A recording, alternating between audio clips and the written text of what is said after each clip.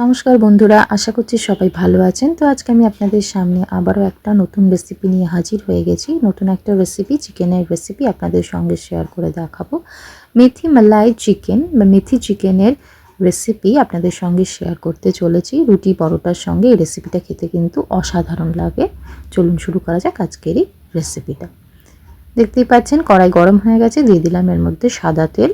তেলটা আমি গরম করে নেব হাই ফ্লেমে। তেল গরম হয়ে গেছে, দিয়ে দিচ্ছি এর মধ্যে দারচিনি আর লবঙ্গ। একটা তেজপাতা দিয়ে দিলাম বড় সাইজের। মিনিট এটা একটু 2 সেকেন্ডের জন্য ভেজে নিচ্ছি। গ্যাসের ফ্লেমটা লো রেখেছি। এবার আমি এর মধ্যে দিয়ে দিচ্ছি কুচনো পেঁয়াজ। দুটো মিডিয়াম সাইজের কুচনো পেঁয়াজ আমি নিয়েছি। তো পেঁয়াজগুলোকে একটু ভালো করে আমি ভেজে নেব। একটু ভালো করে এটা কিন্তু ভেজে নিতে হবে। কালারটা হালকা চেঞ্জ হয়ে যাবে।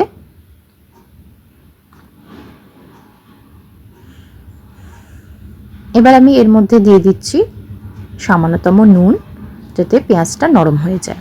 গ্যাসের ফ্লেমটা লো রেখেছি, পেঁয়াজটা যাতে ভালো করে ভাজা হয়। এবার দিয়ে দিচ্ছি আদা রসুনের পেস্ট। এখানে 10টা রসুন কোয়া পেটে রেখেছি আর 1 ইঞ্চি আদা রয়েছে। বাটাটা এখানে দিয়ে দিলাম। এবার পেঁয়াজের সাথে এটা ভালো করে আমি কষিয়ে নেবো। তার আগে দিয়ে দিচ্ছি 3টে কাঁচা লঙ্কা কুচোনো। ঝালটা কিন্তু অবশ্যই নিজেদের স্বাদ মতন ব্যবহার করবে। দেখতেই পাচ্ছেন রসুন আর আদাটা কষানো হয়ে গেছে। এবার নুন মাখানো মাংসটা আমি এর মধ্যে দিয়ে দিচ্ছি এবং খুব ভালো করে কিন্তু মশলার সাথে কষিয়ে নেব। কোনো রকম হলুদ এখানে আমি ব্যবহার করছি না। খুব ভালো করে কিন্তু এটা কষিয়ে নিতে হবে। দেখতেই পাচ্ছেন গ্যাসের ফ্লেমটা লো টু মিডিয়াম রেখেছি, যাতে মাংসটা প্রপারলি সেদ্ধ হয়। একে একে মশলাগুলো এর মধ্যে আমি অ্যাড করে দেবো। দিয়ে দিচ্ছি অল্প একটু জিরে গুঁড়ো। এই 1 টিস্পুন মতন জিরে গুঁড়ো দিলেই হবে।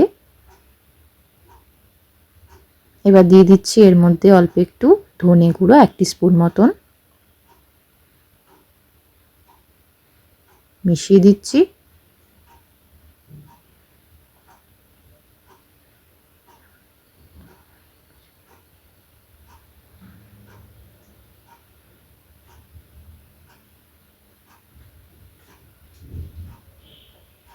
এবার এর মধ্যে দিয়ে দিচ্ছি অল্প একটু গোলমরিচ গুঁড়ো। ঝালটা কিন্তু আবারও বলছি নিজেদের স্বাদ মতন ব্যবহার করবেন। মিশিয়ে দিচ্ছি।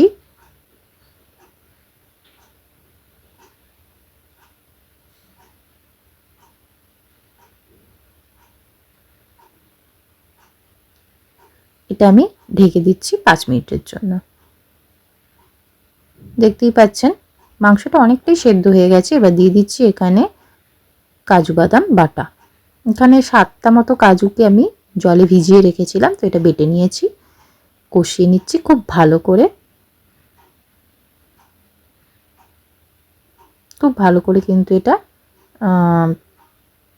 কষিয়ে নিতে হবে যতক্ষণ না তেল সেপারেট হচ্ছে।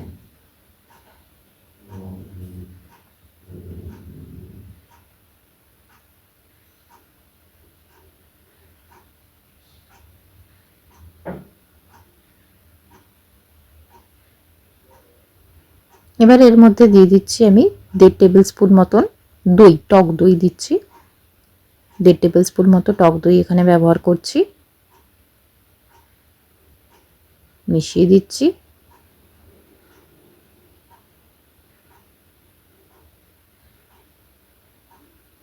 দেখতেই পাচ্ছেন আপনারা।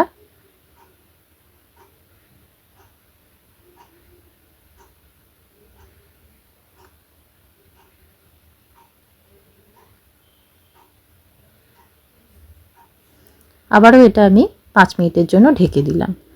একটা ফ্রাইং প্যান নিয়ে নিয়েছি, সেখানে দিচ্ছি বাটার 1 টেবিল স্পুন মতন। এবার আমি এর মধ্যে, বাটারটা মেল্ট হয়ে গেছে, মেথি পাতা নুন জলে ভিজিয়ে রেখেছিলাম সেটা আমি এর মধ্যে দিয়ে দিলাম। একটু ভেজে নেব, তবে খুব বেশি কড়া করে ভাজবেন না, তাহলে কিন্তু তেতো হয়ে যাবে। তো মোটামুটি মিনিট 10 এটা একটু লো ফ্লেমে ভেজে নিলেই চলবে। তো এটা আমি একটু ভেজে নিচ্ছি। দেখতেই পাচ্ছেন মেথি পাতাটা ভাজা হয়ে গেছে। তো এবার আমি এই মাংসটার মধ্যে মালাই দিয়ে দিচ্ছি। আপনারা চাইলে এর মধ্যে কিন্তু ফ্রেশ ক্রিম ব্যবহার করতে পারেন। আমি এখানে মালাই অ্যাড করে দিচ্ছি, মিশিয়ে দিচ্ছি। অনেকটা কিন্তু মাংসটা সেদ্ধ হয়ে গেছে। এবার আমি এর মধ্যে দিয়ে দিচ্ছি মেথি পাতাগুলো, মানে ভেজে রাখা যে মেথি পাতাগুলো ছিল সেটা আমি এর মধ্যে দিয়ে দিলাম। গন্ধটা কিন্তু অসাধারণ বেরিয়েছে। মিশিয়ে দিচ্ছি। রান্নাটা অলমোস্ট কমপ্লিট হয়েই গেছে। দেখতেই পাচ্ছেন কালারটাও কিন্তু মেথি পাতা দেওয়ার পরে অন্যরকম এসেছে। যদি আমার চ্যানেলের রেসিপিগুলো ভালো লেগে থাকে তাহলে অবশ্যই লাইক, শেয়ার, সাবস্ক্রাইব করতে চ্যানেলটাকে ভুলবেন না। পাশে থাকা বেল অপশানটা প্রেস করে দেবেন। নতুন কোনো রেসিপি আপলোড করি আপনাদের কাছে নোটিফিকেশানটা যেন পৌঁছে যায়। এটা একটু আমি এরকমই গ্রেভিটা রাখলাম, কারণ রুটি পরোটার সঙ্গে এটা ভালো লাগবে খেতে। তো আমি এবার এটা ঢেকে দিচ্ছি 5 মিনিটের জন্য। তৈরি হয়ে গেল আমার মেথি মালাই চিকেনের রেসিপি। অবশ্যই একবার বাড়িতে ট্রাই করবেন। গরম গরম সার্ভ করে দিয়েছি।